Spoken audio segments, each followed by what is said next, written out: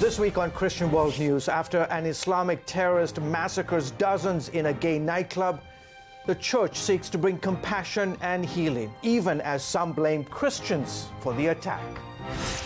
Plus, the Pakistani mother who once faced death for alleged blasphemy against Muhammad. We bring you an update on the fate of Asiya Bibi and her family. And they're the fastest growing religious group, or should we say non-religious group in America. Find out how the church aims to turn around this trend of unbelief.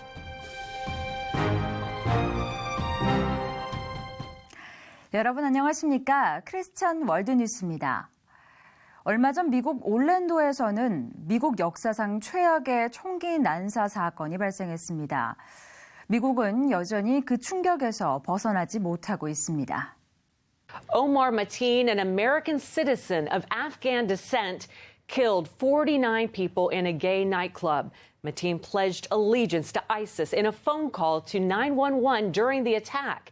The FBI twice had investigated him for suspected links to terrorists.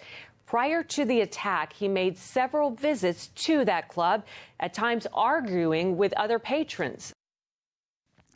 도시 전체와 성소수자들의 공동체가 희생자들의 죽음을 애도하고 있는 가운데 교회도 이들에게 도움의 손길을 건네고 있다고 합니다. The nation continues to mourn with the families of those massacred. These members of the community told us they didn't just know one victim, they knew many. After visiting the hospital, Pastor Israel Martin says we have not yet seen the end of the death count. Some people right now are dying in the hospital. For example, I knew about a young lady who received 8 shots and she's dying. So the family is destroyed.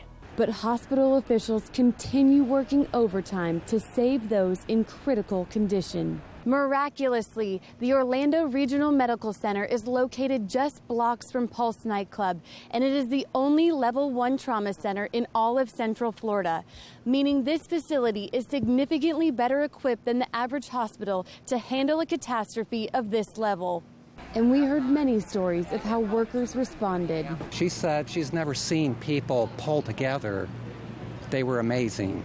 All around Orlando, people are pulling together with Good Samaritans, handing out water and food, while donors wait for hours in line to give blood. When a tragedy like this happens, we all need to get out there and do what we can for the people that we can. This person, he meant to strike fear, but, love conquers fear. So I guess we win. It's a strong message against the terrorism that struck the city. Orlando's absolutely going to come out stronger. There's no amount of hate that's going to put us in fear.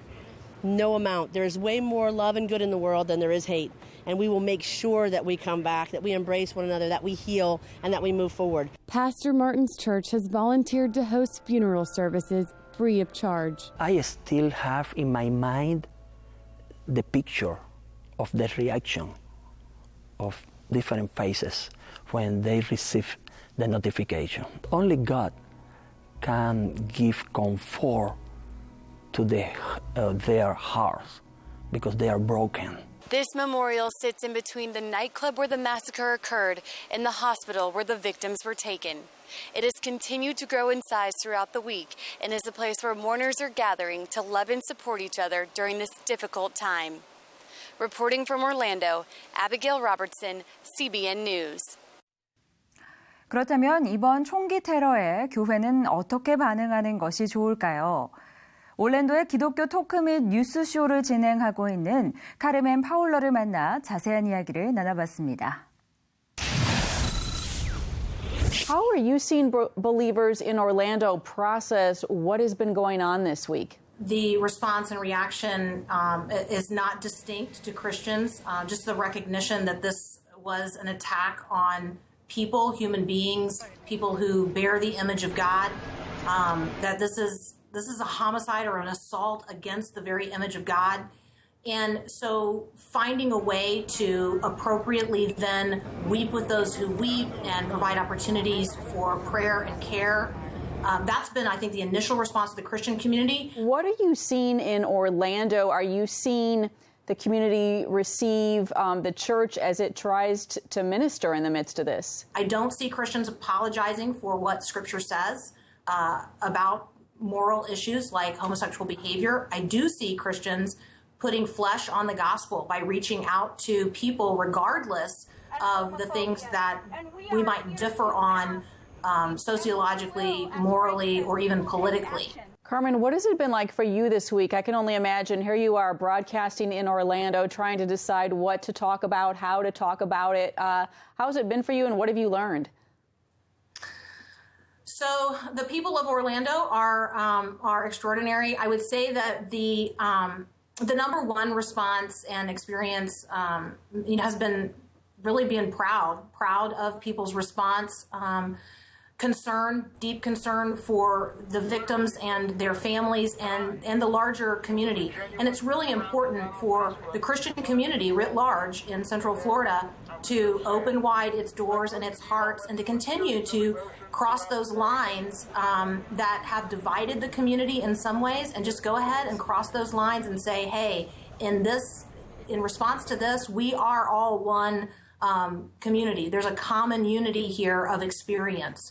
Rebuilding on the other side of this a sense of safety, because that's really what, fear is what finds its way in, and beating back the fear with the love of Christ is what we've got to do. 테러 이후 일부 언론과 좌파 단체들은 기독교인을 포함한 보수주의자들에게 이번 사건의 책임을 전가했습니다. They say Christians have fostered a culture of hate because they oppose same-sex marriage and expanding the rights of transgendered people to use the public restroom of their choice. A New York Times editorial even cited the governors of North Carolina, Mississippi, and Texas for breeding hate, but did not once mention the leaders of ISIS or other Islamic radical groups. 이처럼 이번 테러의 책임을 기독교인들에게 돌리는 것은 비극적인 사건을 이용해 미국을 분열시키려는 시도라고 주장하는 한 의원이 있습니다. 다이앤 블랙인데요. 블랙은 이러한 의견을 전하며 안타까움을 표했습니다. In an article on townhall.com, Representative Black wrote, quote, "When we equate loving disagreements between Christians and our LGBT neighbors with acts of terror that kill and destroy, when we rebuke sincere prayers because they are not accompanied by a particular political agenda, and when we diminish a spiritual act that so many, myself included, believe has transforming power to lift up a hurting world, we delay the healing process. We know that the carnage in Orlando was not the result of a pastor's sermon, a congressman's bill, or even a manufacturer's gun. It was the result of a choice made by the person who pulled the trigger." 한편 이번 사건의 범인인 오마르 마틴은 자신이 IS 전사임을 자처했는데요. 실제로 급진 이슬람 세력이 이번 테러 사건과 관련이 있다는 증거가 뒤따르고 있습니다. IS를 비롯한 급진 이슬람 단체들은 동성애자들을 사형해야 한다고 주장하는 세력입니다. Islamic experts say the attack on Orlando's Pulse nightclub was no accident. Islam teaches homosexuality is a crime that must be punished. There are many countries in the modern world of Islam, including Saudi Arabia, the Emirates, Brunei, and others, in which homosexuality is illegal and it is punished by capital punishment. Both the Quran and the Hadith, the teachings of Muhammad, condemn homosexuality. In the Hadith it says, "Whoever you find committing the sins of the people of Lot, homosexuality, kill them, both the one who does it and the one to whom it is done." Sheikh Yusuf al-Qaradawi, one of Sunni Islam's top scholars, says there's a debate within Islam on the punishment, but no disagreement on the crime. وبعضهم قال نرميهم من حالق زي ربنا ما عمل في قوم لوط وبعضهم قال نحرقهم وبعضهم يعني خلافات. المهم تجريم هذا العمل. ISIS is very clear on the punishment. For example, in December 2014, near the border of Syria and Iraq, the terror group executed a man for homosexuality and quoted the Hadith in sentencing him to death. It said in part, the Islamic court in Al-Farad province sentenced the man who performed acts of the people of Lot, homosexual acts, to be cast off the highest place in the town and then stoned to death. In other instances, ISIS jihadists beheaded homosexuals. By targeting gay people, he has not just ISIS celebrating him, he will have groups that don't even like ISIS that are celebrating him and supporting him because of who he targeted. In terms of targeting gays, this is nothing new. The scale is new. Having this many people killed in one attack is new, but the idea of going after gay people is not new, and it's quite popular in the Muslim world, unfortunately. This Iranian imam, Sheikh Farouk Sekaleshvar, discussed the punishment for homosexuality during a 2013 appearance at the University of Michigan. Death is the sentence. I mean, look, there's nothing to be embarrassed about this. That death is the sentence. In an Islamic society where people want the law of Islam to rule, we have to execute it. Chris Mitchell, CBN News, Jerusalem. 이번 사건은 미국의 난민 입국 허용에 대한 뜨거운 논쟁도 불러일으켰습니다. 하지만 이러한 혼란 속에서도 미국 최대 개신교 교파인 남침예교 연맹은 난민을 환영하며 이들의 미국 재정착을 도와달라고 소속 교회에 요청했습니다. Concerns of Islamic terrorism has sparked a raging debate about allowing refugees into America. Well, this week, the Southern Baptist Convention, the largest Protestant denomination in the U.S., called on its member churches to welcome refugees and help resettle them here in this country. The SBC also called on the government to diligently screen all refugees. Alan Cross, a Southern Baptist minister, told CBN News that refugees are children of God who deserve love and assistance. 다음 소식입니다. 7년 전 신성 모독죄 혐의로 파키스탄에 구속 수감된 아시아 비비를 여러분도 기억하실 겁니다.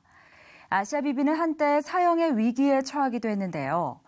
하지만 그녀의 가족들은 어머니가 곧 풀려날 것이라고 굳게 믿고 있다고 합니다. It's been more than 2,500 days since Isham Bibi or her sister Isha has spent time shopping or cooking a meal with their mother Asia. They still hope one day to return to a normal family life. I have strong faith, and I believe that my mother will be out of jail soon. We first met the sisters and their father Ashik Masih in 2011 as they played a popular Pakistani board game. As they attempted to carry on life, wife and mother Asia Bibi sat alone in a prison cell. She faced death by hanging, charged with blasphemy against the Muslim prophet Muhammad. Little did they realize that in 2016, they'd still be waiting for a family reunion. Ashik told me while these 7 years have been difficult, he has faith that his wife will be released. I still believe she will be freed soon, and I trust a lot in the prayers. Prayers and petitions like this one signed by nearly 700,000 people from around the world. Still, Asia remains incarcerated, and her husband Ashik fears for her life. She is in danger because many Islamic organizations and clerics are still demanding that she be hanged. Confined to a small prison cell in Multan, Pakistan, Asia Bibi cooks her own meals out of fear that radical Islamists may try to poison her. She also cleans her own cell to limit the risk of direct contact with prison personnel. Isham and Isha visit Asia regularly, but they cannot reach beyond the narrow, restrictive prison bars to hug or even touch their mother.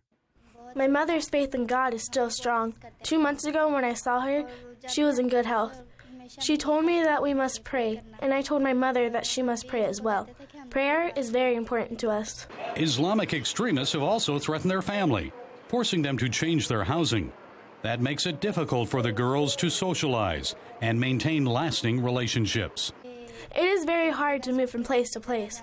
It has a very bad effect on our lives. So far, attempts to win Asia's release have been thwarted. About a year ago, the nation's highest court questioned the evidence against her and overturned her death sentence. The court ordered a reinvestigation, but further action has been delayed.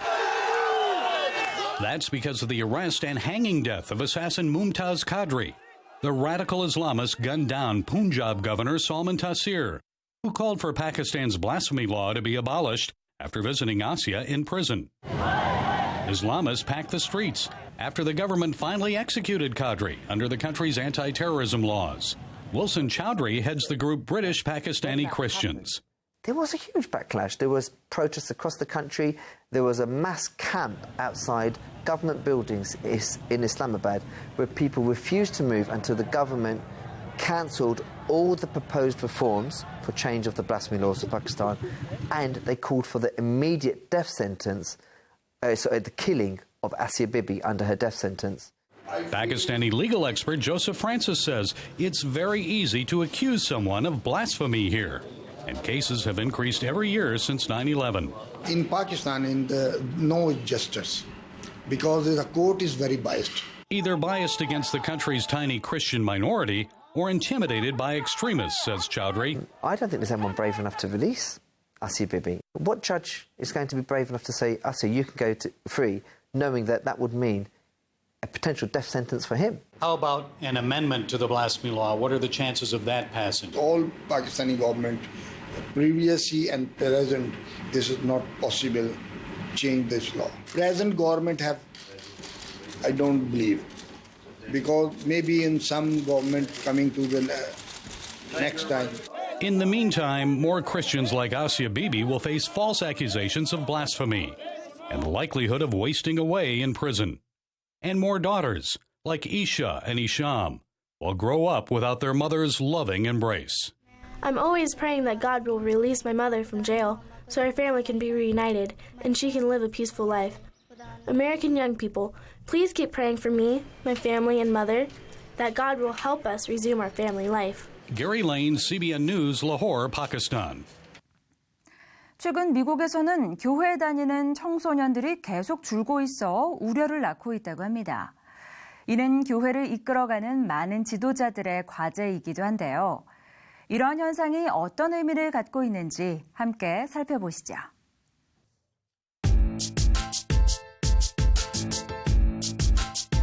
Despite our Judeo-Christian roots, fewer Americans are identifying as Christians, while the number of Americans with no religion is growing at a record pace. Pew Research first surveyed more than 35,000 Americans about their religious views in 2007, then repeated the study 7 years later. During that time, those who call themselves Christians dropped nearly 8%, driven by declines among mainline Protestant and Catholic congregations. Non-Christian faiths inched up ever so slightly, just over 1%. At the same time, though, Americans who say they're atheist, agnostic, or so-called religious nuns jumped by more than 6%, making the nuns now nearly 23% of the population. 3 Christian U.S. senators, 2 Democrats and 1 Republican, recently talked about this change and the role faith plays in their jobs as elected leaders. I've struggled in 22 years in public life for sort of how to be a religious person in the world that I'm in. And what I've decided is I should just be authentically who I am, and much like I would share that I'm interested in the Kansas City Chiefs or love baseball and camping, if I would share that, or if I would share that I'm married and have 3 children, why wouldn't I share the most important thing about me? Oklahoma Senator James Lankford says the nation is becoming increasingly uncomfortable with expressions of faith. I tell people all the time that faith is faith when it permeates every part of who you are. If your faith only matters to you on weekends, that's really not a faith, that's a hobby. And you can have a hobby, that's okay, but if it's a faith, it affects how I treat my wife, it affects how we treat each other, it affects how I drive, it affects how I interact with other people. It shouldn't be something that I hide because I was elected. As people of faith and lawmakers work through these issues, the senators agree open dialogue is critical. People will say you're either for religious liberty or you're for gay marriage. Or they'll say if you support religious liberty, then you're anti-gay. And they want to take that and just pull that apart. And that is factually not who we are, nor where we have been as a nation. And I think that is a very precarious road of constricting speech. Putting people in a box, Lankford maintains, silences people of faith and stops important conversations. With the growth in millennials choosing lives without faith, Senator Chris Coons worries about religious literacy among non-believers. He says an individual's right to exercise their religion must be on equal footing with individual liberty. As long as we can continue to lift up the importance of individual religious free exercise and that it deserves an equal footing with a civil society where we respect individual liberty. We're at least asking the right questions. And fortunately, those best principles do show up in the research. Devout Christians are actually reading their Bibles, sharing their faith, and praying together more today than they did 7 years ago. Senator Kaine says we're blessed to live in a country where both sides can talk about these issues civilly. That keeps America as a beacon to parts of the world where there is no peaceful approach to separate religious beliefs. Jennifer Wishon, CBN News, Washington. 영화배우이자 감독인 멜 깁슨이 패션 오브 크라이스트의 속편을 작업하고 있다고 합니다. 전 세계적으로 큰 성공을 거둔 영화이기 때문에 속편에 대한 기대도 벌써부터 크다고 하네요. Guess what? Now the Hollywood Reporter has more details about Gibson's sequel to tell the story of Christ's resurrection. He's teaming up with writer Randall Wallace, who recently directed and co-wrote Heaven is for Real. Wallace and Gibson say the demand among evangelicals drove their decision to create a sequel. They are still in the very early stages, and there has been no word about which studio will end up releasing the film. 오늘 준비한 소식은 여기까지입니다. 저는 다음 주에 다시 찾아오겠습니다. 시청해주신 여러분 고맙습니다.